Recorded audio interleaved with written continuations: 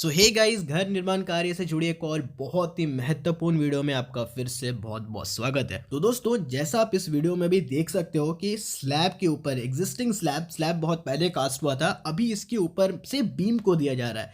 10 by 10 का beam है। तो आखिर ऐसा क्यों कर रहे हैं, इस वीडियो को देखना आपके लिए बहुत ज़रूरी है, क्योंकि बहुत बार हम लोग क्या कहते हैं ना, पहले जब घर बनता था ना तो प्रॉपर प्लानिंग से नहीं बन पाता था, ठीक है। और फिर बाद में जब आप ऊपर फ्लोर का काम करवाते हो और जिस टाइम फिर अगर आपका प्लान चेंज होता है, रूम बनाते हो और वहाँ पे बीम नहीं होता है, तो पार्टीशन वॉल देते वक्त बहुत परेशानी आती है, ठीक है।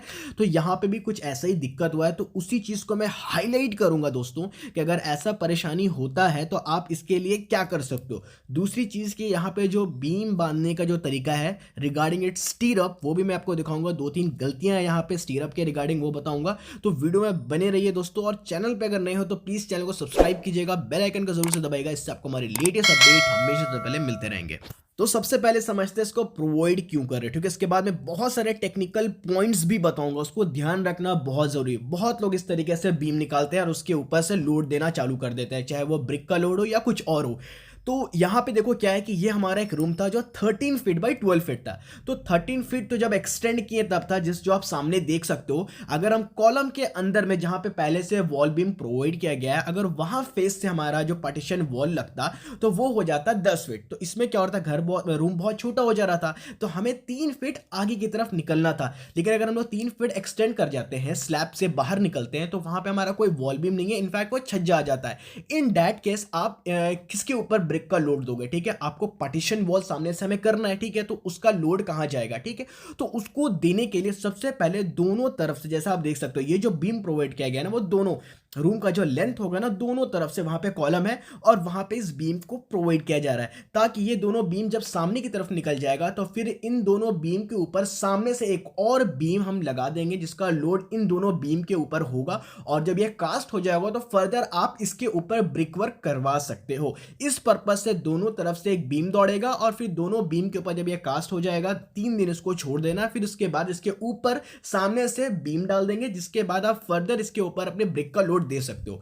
ये तो हो गया पर्पस। अब क्या है कि इसको करना कैसे, ये चीज बहुत इंपॉर्टेंट है। जब भी आप कैंटिलीवर, अगर आप बीम आगे की तरफ भेज रहे, क्योंकि सपोर्ट मेरा पीछे है, कॉलम मेरा पीछे है, बीम आगे चला गया, ठीक है, 3 फीट आगे निकल गया, छज्जा आगे निकल गया, वो कैंटिलीवर हो गया। तो इन दैट केस जब आप किसके ऊपर कोई लोड देने वाले हो, क्योंकि ये जो यहाँ पे 5 इंच का ही ब्रिक वर्क होगा, लेकिन ये ब्रिक वर्क सबसे ऊपर तक जाने वाला है। ये पैरापेट वॉल का ब्रिक वर्क नहीं है, ये बैल्कोनी नहीं है, इसको यूटिलाइज करने वाला है एज अ रूम। तो जो मेरा रूम हाइट, जो छत का मेरा हाइट है 11 फीट, यहाँ पे छत का हाइट है, तो 11 फीट तक ये ब्रिक वर्क यहाँ पे होने वाला है। मतलब कि बहुत ज्यादा लोड आएगा, सिर्फ जो ब्रिक का सेल्फ लोड है वही बहुत ज्यादा आने वाला है।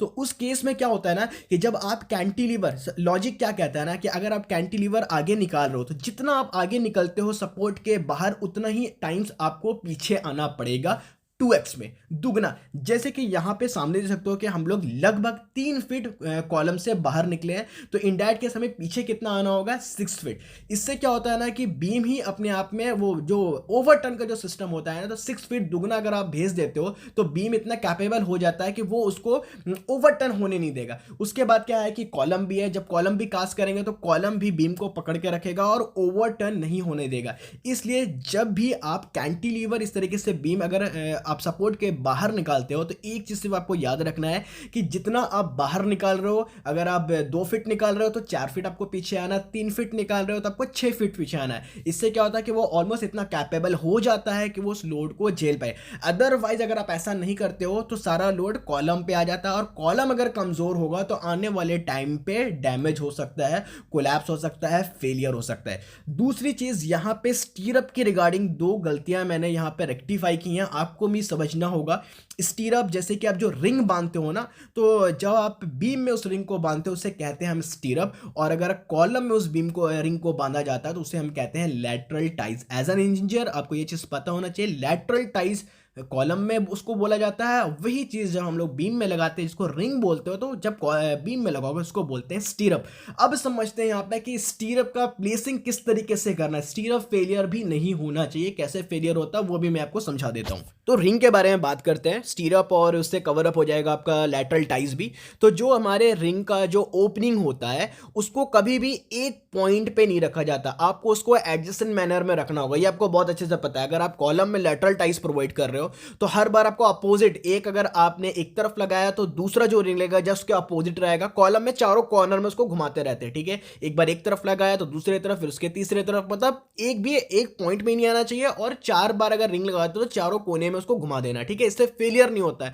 कंपन जब कॉलम में जब कंपन आता है जैसे अर्थक्वेक के टाइम में, तो फेलियर होने का चांसेस बहुत ज्यादा होता है अगर आप एक ही वे में एक ही पॉइंट पे सारे ओपनिंग्स को लगा दोगे, ठीक है। फेल होगा एक जगह से। और अगर चारों कोने में रहेगा तो कंपन रहेगा तो चारों कोना जो है ना वो मिलकर उसको पकड़ा रहेगा, फेलियर के चांसेस बहुत घट जाते हैं।